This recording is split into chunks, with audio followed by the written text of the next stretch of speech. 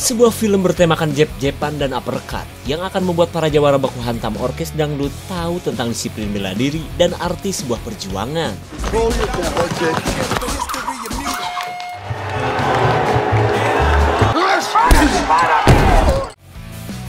Halo viewers, bareng Creeper lagi di sini. Terima kasih buat orang-orang baik yang selalu mensupport channel ini untuk terus memberikan hiburan dari penjelasan film-film kesayangan kita. Spesial buat para preman pasar malam yang cinta film baku hantam. Kali ini Creeper akan ngasih klip seru dan review sebuah film yang berjudul Creed tahun 2015. Bercerita tentang bocah bernama Adonis yang merupakan anak dari seorang petinju kelas berat bernama Apollo Creed. Buat yang pernah nonton sequel film Rocky pasti tahu dengan sosok petinju kekar dan beringas ini. Nah, di cerita kali ini, kita akan menyaksikan perjalanan Adonis bin Apollo yang juga ingin menjadi seorang petinju profesional seperti ayahnya. Mampukah Adonis mewujudkan mimpinya atau malah abadi sebagai petinju jalanan? Tonton sampai habis, subrek dan kasih tahu teman-teman kalian. Cerita berawal dari sebuah keributan yang terjadi di sebuah tempat penampungan anak-anak bangor di Los Angeles. Untuk kesekian kalinya, baku hantam semacam ini akibat si bangor Adonis yang tak terima almarhum ibunya dikatain yang aneh-aneh. Selang beberapa saat, seorang janda kaya bernama Mary baru saja tiba di penampungan ini, di mana wanita tersebut berniat untuk mengadopsi Adonis yang biasa dipanggil Donnie oleh teman-temannya. Don. Saat mereka dipertemukan, Mary begitu terharu melihat Donnie yang sampai saat ini tidak mengetahui ayahnya siapa. Kemudian Donnie yang tak kenal dengan Mary jelas menolak saat wanita ini akan mengadopsinya. Lalu Mary berkata jika dirinya adalah selingkuhan ayahnya Donnie yang merupakan seorang petinju profesional dan terkenal. Mendengar kabar tentang ayahnya, Donnie yang sudah tidak punya siapa-siapa pun akhirnya mau diadopsi oleh Mary. What was his name?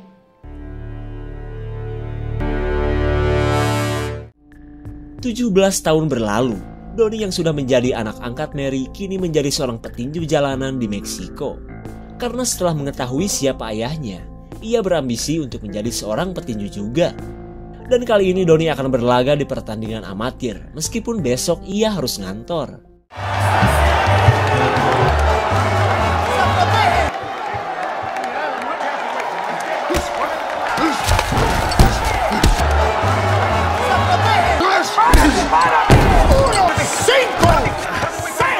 Makin hari prestasi Donnie kian meroket meskipun di tingkat amatir. Hingga ia pun mikir, ngapain gue pakai dasi dan duduk gawe seperti ini? Mending jadi petinju profesional kayak bapak gue. Singkat cerita, Donnie nekat keluar dari pekerjaannya yang selama ini telah membuatnya menjadi pemuda kaya. Bagaimana tidak? Karena semenjak diurus Mary si janda tajir, Donnie jadi pria berpendidikan hingga mapan seperti ini. Selama itu pun hubungan mereka harmonis layaknya ibu dan anak. Very proud of you. Tanpa menceritakan karir pekerjaannya, Donnie lanjut nonton video jadul pertandingan ayahnya yang bernama Apollo Creed. Aksi-aksi keren bapaknya itu pun membuat Donnie kian bersemangat untuk beralih ke tinju tingkat profesional.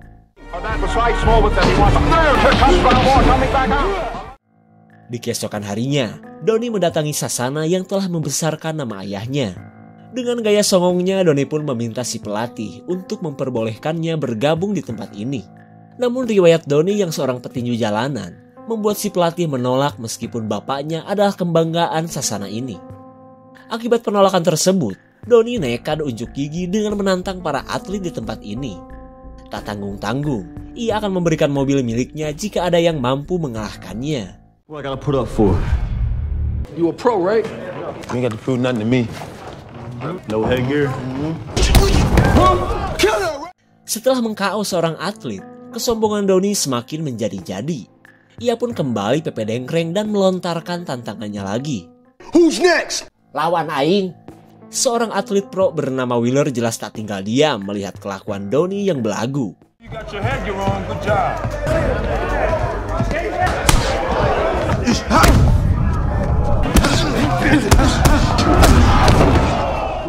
Kesombongan Donnie akhirnya rungkad setelah dihajar habis-habisan oleh atlet andalan Sasana ini. Kejadian ini pun jelas membuat Donnie babak belur dan membuatnya sangat terhina. Sekembalinya ke rumah, Mary kesal saat melihat mata Donnie merah seperti kebanyakan main FF. Ia pun menduga Donnie pasti mengikuti pertandingan tinju lagi. Di tengah kekesalan ibu angkatnya, Donnie berkata jika ia telah keluar dari pekerjaan dan akan meniti karir menjadi seorang petinju. Perkataan itu pun jelas membuat Mary marah, terlebih karena ia tak mau jika sampai Donnie berakhir tragis seperti ayahnya.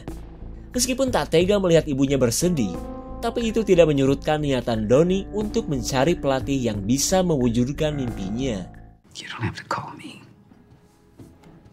Singkat cerita, Donnie menuju Philadelphia untuk menemui sang petinju legend bernama Rocky Balboa, di mana petinju hebat tersebut adalah teman Apollo yang juga pernah mengalahkannya. Setelah mendapatkan tempat tinggal, Donnie langsung cus ke sebuah restoran tempat Rocky berada. Di tempat ini pun Donnie melihat foto sang ayah saat menghadapi si legenda Rocky Balboa. Lalu Rocky yang akan menutup resto merasa heran akan keberadaan orang asing di tempatnya. Tapi bukannya basa-basi ala bertamu, si Donnie malah dengan lancar menceritakan riwayat Apollo yang memiliki banyak cerita bersama Rocky. Ketika Rocky penasaran siapa nih orang, Donnie mengaku bahwa ia adalah anaknya Apollo dan berniat untuk minta dilatih oleh Rocky. Meskipun Rocky terlihat senang, tapi ia menolak permintaan Donnie. Terlebih karena ia tak mau berurusan lagi dengan dunia tinju yang telah ia tinggalkan. Tapi Donnie tidak akan berhenti sampai di sini. Ia pun berkata jika besok dirinya akan mendatangi sasana tempat Rocky dulu latihan. Sekembalinya ke apartemen, Donnie yang gabut melihat sebuah berita tentang sosok petinju tak terkalahkan yang bernama Conlan, di mana petinju asal Inggris ini dikabarkan akan bertanding melawan Wheeler yang menjadi kebanggaan sasana tempat ayah Donnie dulu. Kabar itu pun jelas membuat Donnie semakin ngebet untuk bisa menjadi seperti mereka. Ketika tengah malam, Donnie kesal dengan ulah tetangga yang nyetel musik dangdut keras-keras. Donnie yang sulit tidur pun bergegas untuk menghajarnya. Dikira pemuda bangor, Donnie langsung salting karena si pelaku ternyata wanita cantik yang mampu merontokkan amarahnya. Hingga Donnie pun mendadak ngomong bahwa ia suka dengan musik itu. Melihat gelagat Donnie, wanita yang bernama Bianca ini sadar bahwa pria ini pasti terganggu oleh musiknya. Di keesokan harinya, Donnie berniat mencari pelatih tinju dengan mendatangi sasana yang telah melahirkan si legenda Rocky Balboa. Ketika Donnie memperhatikan atlet kekar dan bermotif batik, seorang pelatih menanyakan maksud kedatangan Donnie ke tempatnya. Lalu tanpa menceritakan asal-usulnya, Donnie mengatakan niatannya untuk mendaftar di tempat ini. Dan untungnya, si pelatih memperbolehkan Donnie untuk ikut bergabung. Namun ketika Donnie mulai berlatih, ia kesal karena si pelatih tak menghiraukannya dan malah terus-terusan melatih anaknya yang bernama Leo. Setelah mendapatkan tempat untuk meraih cita-cita, kegiatan apapun Donnie jadikan untuk melatih kebugarannya. Lalu tanpa sengaja Donnie melihat si tetangga cantik yang ternyata seorang artis elektron.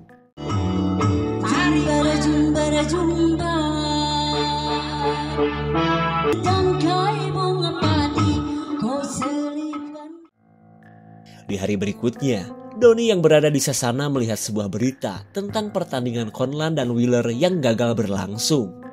Di mana semua itu akibat kelakuan brutal Conlan yang membuat rahang Wheeler patah ketika jumpa pers.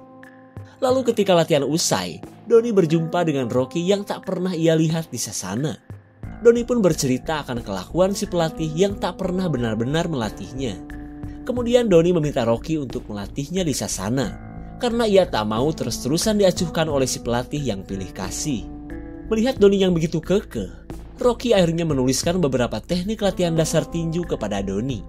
Dan sebagai ungkapan terima kasihnya, Donnie pun membantu Rocky beres-beres belanjaan. Ketika malam datang, Donnie yang semakin bersemangat mencoba peruntungan untuk PDKT kepada si tetangga cantik. Donnie si pria tajir pun dengan pede mengajak Bianca untuk makan bersamanya. Dan sungguh tak disangka, Bianca yang tadinya mau DO martabak lebih tertarik untuk jajan bersama Donnie. No, it's that late. Fun as always. Thank you. Pickles? Nah. Nah? Okay. Let me get these. No, that's cool. What's a John? It's a noun. Di tengah kebersamaan kedua jomblo ini, Donnie tidak menceritakan tentang asal-usulnya yang merupakan anak seorang petinju yang terkenal. Karena Donnie tak mau karir yang sedang ia bangun terbebani, apalagi sampai dikait-kaitkan dengan prestasi ayahnya. In shape and all, but Sucks that. Makin lama kedekatan mereka yang sama-sama jomblo membuat butiran-butiran naksir keduanya tumbuh dan berdahan. Penyanyi dan petinju ini pun saling mendukung agar bisa menjadi sesuatu yang mereka inginkan. Di keesokan harinya kita beralih kepada Rocky yang sedang mendatangi tempat latihan Donnie setelah sekian lama ia tidak ke tempat ini. Terlihat orang-orang pun antusias akan kedatangan si jawara yang telah membesarkan sesana mereka. Begitupun dengan si pelatih bernama Pete yang sudah lama tidak bertemu. Ia pun langsung mengenalkan Leo yang merupakan atlet pro dan tak pernah terkalahkan. Lalu tiba-tiba Donnie datang dan langsung menyapa Rocky. Terlihat Pete pun merasa heran. Lah kok si butiran debu kenal dengan sahabat gue? Kemudian Donnie menutupi kedekatannya dengan Rocky dengan menyebut bahwa ia adalah pelanggan setia restoran Rocky. Dari sikap tersebut Rocky pun akhirnya paham bahwa Donnie menyembunyikan asal-usulnya yang merupakan anaknya Apollo. Kemudian Rocky menjelaskan tentang niatannya ke tempat ini yang tak lain adalah untuk melatih Donnie. Di mana semua ini Rocky lakukan setelah melihat kegigihan Donnie yang ingin menjadi seorang petinju tanpa nebeng di nama besar bapaknya. Mendengar perkataan tersebut, Donnie yang merasa senang pun berjanji akan bersungguh-sungguh dan akan menjadi apa yang diharapkan oleh Rocky. Well, I had my first Come on, you call that? All the boys call him now. Keep up the pace. But I'm still number one every Build. Oh, my God. So, good luck. Makin lama pelatihan Rocky kepada Donnie membuat Pete penasaran. Sejago apa anak baru itu? Lalu ia meminta Rocky untuk mengadu Donnie dengan Leo. Hitung-hitung untuk menambah jumlah petinju yang dikalahkan oleh anaknya. Mendengar tantangan tersebut, Rocky jelas menolak karena merasa Donnie belum siap. Sementara Donnie yang merasa terhina membujuk Rocky agar menerimanya. Karena Donnie merasa jika ia mampu mengalahkan Leo. Setelah Rocky pikir-pikir, pertandingan dengan Leo akan bagus untuk Donnie. Lalu ia memberikan waktu 1 bulan kepada Donnie untuk berlatih dan mempersiapkan semuanya. Donnie jelas bersemangat, apalagi saat ia diajak untuk tinggal di rumah Rocky. Singkat cerita, Donnie menempati sebuah kamar bekas sahabat Rocky. Dan mulai sekarang Rocky memaksa Donnie untuk patuh terhadap peraturan yang akan ia berikan. Ketika ba'da subuh, Donnie kesal karena si Rocky malah tiktokan. Tapi ternyata Rocky sengaja bangun lebih awal untuk melatihnya. Close is it? It's close enough. You made it. Setelah cukup jauh berlari, mereka tiba di sasana tempat teman-teman Rocky berlatih. Donnie pun diperkenalkan dengan orang-orang yang akan melatihnya lebih keras. Fast, pop the fast. I'm looking at you. I'm working with you. Slow it down. Hey. You know what? You can't learn anything. One step at a time, one punch at a time. Becky, see them. See you. Setelah digodok oleh para senior tinju, tiba waktunya Donnie untuk menghadapi Leo. Namun pada kesempatan kali ini, Pete ternyata sudah mengetahui akan asal-usul Donnie yang merupakan anak dari Apollo Creed. Rocky yang terlihat kaget meminta Pete untuk merahasiakannya. Karena Donnie telah merubah identitasnya sebagai anak dari Mary. Secret safe with me, Rock. Appreciate it. Keep going. They're looking good. Hey, how's everybody feeling tonight? What we mean by no 3 knockdown rule? Oh, cut my gloves off. All right, fellas, y'all had y'all instructions in the touch them up, be ready on seconds out. Why don't you make it happen? You do it? Let's do it. It's all about today.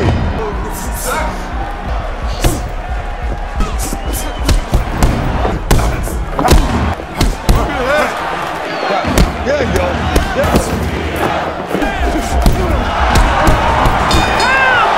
I like what you're doing out there. All right, then I'll drop him. Come on.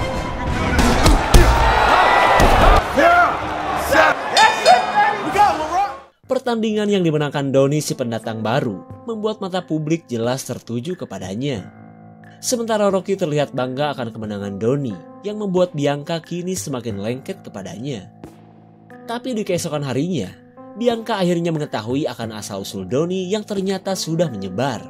Ia pun kesal karena selama ini telah dibohongi olehnya. You might as well if you told me that your dad was... Look at that power differently too. Yeah. Donnie yang merasa bersalah berusaha menjelaskan semuanya, terutama akan keinginannya untuk berprestasi dengan perjuangannya sendiri. I'm around you, I feel like I know you my whole life. You do look like him, though. Get on my nerves. Kabar kemenangan Donnie tak berhenti sampai di situ. Bahkan masyarakat pun kini menyebut-nyebut bahwa Donnie adalah titisan sang legenda Apollo Creed. Terlihat Mary pun merasa bangga setelah kemarin ia melarang keras keinginan Donnie. Di sisi lain, Conlan tak terima dengan popularitas Donnie yang begitu instan.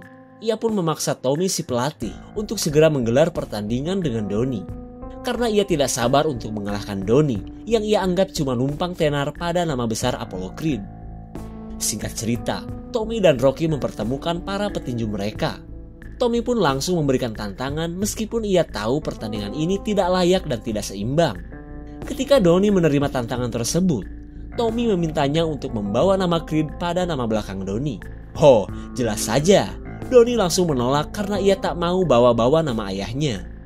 Penolakan tersebut membuat Rocky kecewa hingga pertemuan ini pun tak membuahkan hasil. Ketika malam datang, Donnie yang sering indahoy curhat akan pertemuan siang tadi. Lalu Bianca berkata bahwa sikap Donnie itu sama saja tidak menganggap hasil perjuangan ayahnya yang telah dibangun susah payah bersama Rocky. Bianca pun menambahkan jika nama Creed itu adalah warisan ayahnya yang tidak bisa diganggu-gugat. Sontak perkataan Bianca tersebut membuat Donnie akhirnya sadar. Hingga ia pun berubah pikiran dan mendatangi Rocky lagi. Dan kali ini, Donnie meminta Rocky untuk segera menggelar pertandingan dengan Conlan. Melihat semangat Donnie, saat itu juga Rocky langsung menghubungi Tommy. Fighting Ricky Conlan. Pretty Ricky Conlan!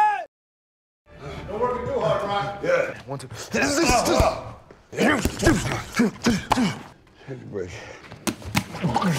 Hari pertama Donnie latihan akhirnya terhenti saat Rocky muntah-muntah gak jelas. Hey. Dr. Cathari.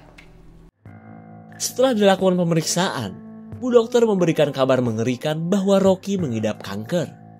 Rocky pun disarankan untuk menjalani kemoterapi meskipun tidak 100% bisa menyembuhkannya. Akan tetapi Rocky menolak dan memilih pasrah jika memang ia harus mati. Terlebih karena cara itu tidak berhasil membuat almarhum istrinya yang juga terkena kanker. It has information on your diagnosis and... Say nothing to nobody, okay? Kondisi Rocky yang sedang sakit tidak menghambat semangatnya untuk melatih Donnie. Ia pun merahasiakan penyakitnya karena tak ingin mengganggu konsentrasi Donnie. I want you always to the head, huh? Yeah, really cool. Gig. Bell. Ketika latihan usai, Donnie tanpa sengaja menemukan hasil pemeriksaan dan brosur kemoterapi. Ia pun kecewa karena Rocky malah menyembunyikannya. Apalagi saat mendengar Rocky tak mau melakukan kemo dan malah memilih pasrah. Lalu Rocky menyuruhnya untuk jangan terlalu ikut campur. Karena menurutnya hubungan mereka tak lebih dari seorang petinju dan pelatih. Perkataan itu jelas membuat Donnie kecewa. That was just in our head. Di malam harinya, Donnie mendatangi Bianca yang akan konser akbar bersama artis papan atas. Tapi tak lama kemudian, seorang fans minta selfie dengan anaknya Apollo Creed ini. Sontak Donnie pun kesal karena orang-orang terus bawa-bawa nama bapaknya.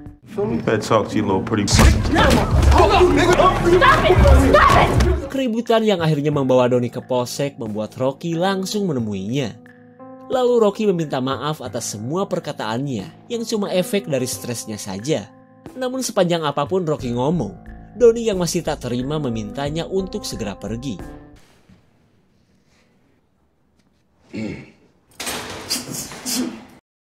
Singkat cerita, Donnie bebas berkat jaminan dari Rocky.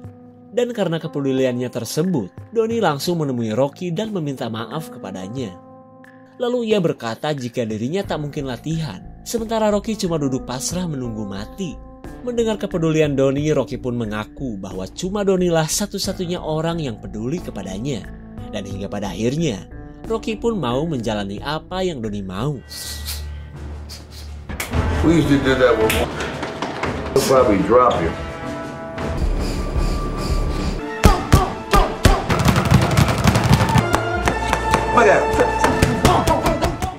Sampai tiba waktunya pertandingan melawan Conlan akan segera digelar.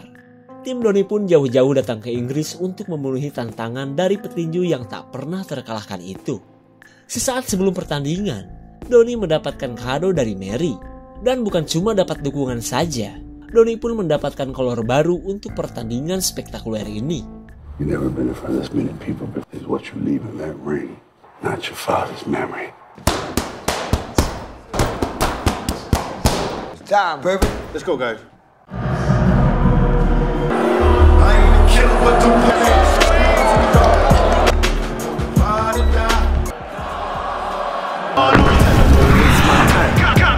Tell him no waste my job. Max Kellerman, what chance? Conlan. Nice shot. And Adonis Creed. Hard lift. Creed trying to get close In return. Lands a shot after the bell. No blood. All right, look. The forbidding experience for young Adonis. His power with the uppercut at... There's a perfect right hand. Left hook. Both guys. Hard right hand by... For real. You gotta believe you can... the heavy favorite, pounding young Creed. Creed has proven plenty.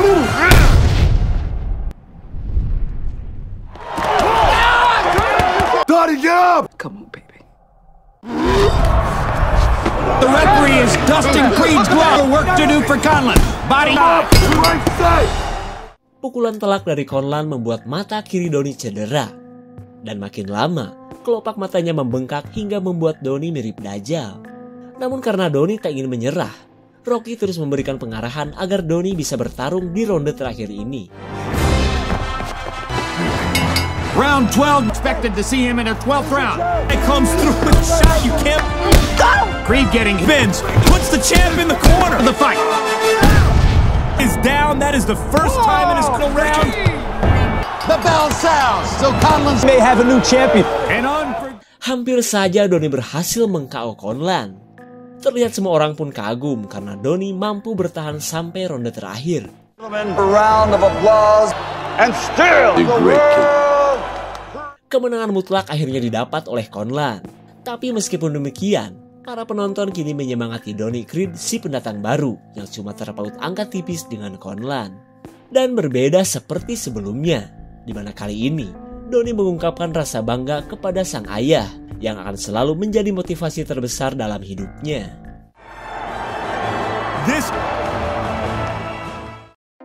Ending yang jelas berbeda ternyata. Karena jarang-jarang si tokoh utama kalah di final battle. Tapi yang utama di film ini bukan tentang siapa yang menang, melainkan pencarian jati diri Adonis untuk menjadi sesuatu tanpa bayang-bayang ayahnya. Dan seperti yang kita tahu, film Creed ini sangat erat kaitannya dengan sequel film Rocky Balboa. Ngomong-ngomong soal sequel, mungkin selanjutnya kita akan bahas sequel Creed yang kedua. Jika ada tambahin komen guys ya. Segitu saja untuk clip dan review kali ini. Tonton video Clipper lainnya ya. Terima kasih dan sampai jumpa.